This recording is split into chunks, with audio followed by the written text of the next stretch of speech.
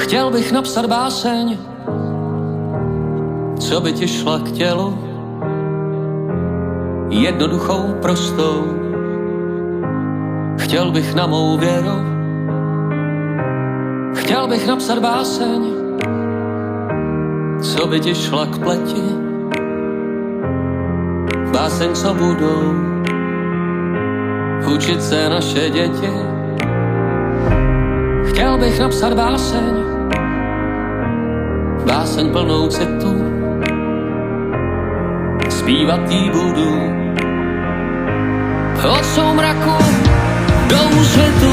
Chtěl bych napsat verše zásadní o tom, jak záloze není život náhradní, o tom, že tady a teď je otázka i odpověď.